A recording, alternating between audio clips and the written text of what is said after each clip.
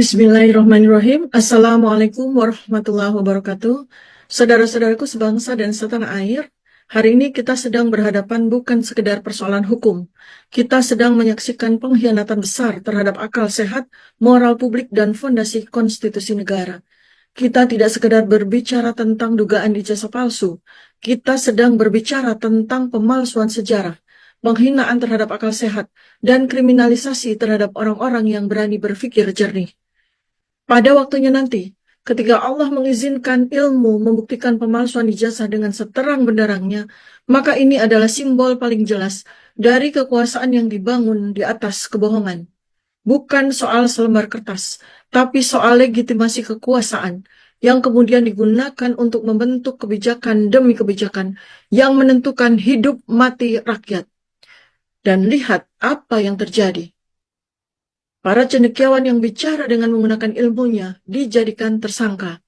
Saya, Dr. Tifa, seorang intelektual kesehatan yang jernih, Dr. Roy Suryo, pakar teknologi informasi, Dr. Rismon Sianipar, pakar forensik digital, Rizal Fadila Sarjana Hukum, seorang cendekiawan hukum Islam, dan menyusul para cendekiawan yang lain, dan mungkin nanti akan menyusul para cendekiawan-cendekiawan berikutnya yang akan diperkarakan karena mereka mengungkap kebenaran kepalsuan ijazah.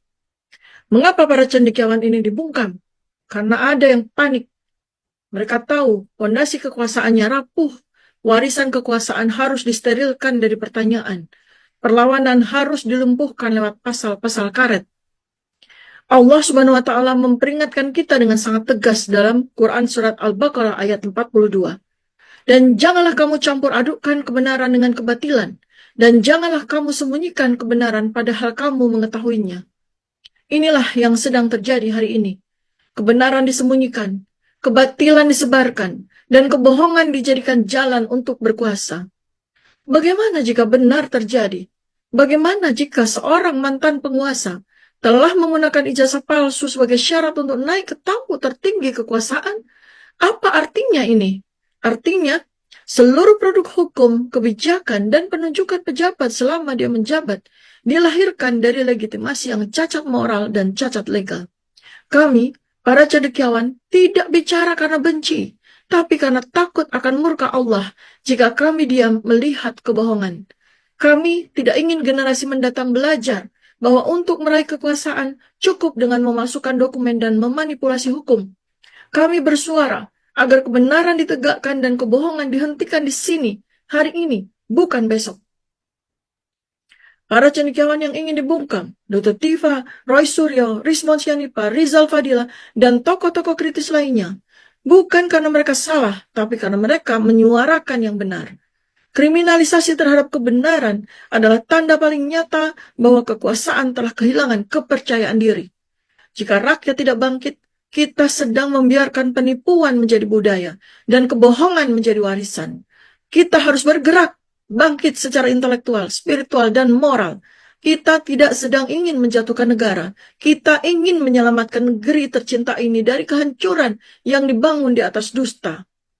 Rakyat Indonesia, kalau kita diam hari ini, maka besok anak cucu kita akan hidup di negeri di mana kebohongan dianggap kebenaran, dan mereka yang jujur dipenjara.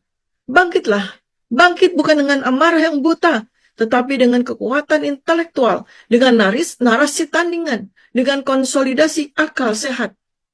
Hari ini adalah ujian. Apakah kita akan jadi generasi yang diam saat kebenaran diinjak, atau kita akan bangkit sebagai umat yang menegakkan amanah Allah? Janganlah kamu sembunyikan kebenaran padahal kamu mengetahuinya.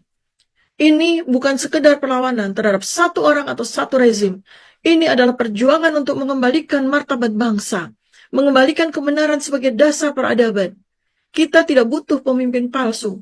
Kita butuh keberanian untuk jujur. Kita butuh rakyat yang tidak mudah ditipu dan tidak mudah dibungkam. Indonesia yang cerdas tidak akan lahir dari pemalsuan. Indonesia yang merdeka tidak lahir dari ketakutan. Saatnya nalar sehat memimpin arah bangsa. Bangkitlah wahai rakyat Indonesia, suarakan kebenaran, selamatkan masa depan, tegakkan kejujuran sebagai dasar bangsa. Assalamualaikum warahmatullahi wabarakatuh, salam kebenaran.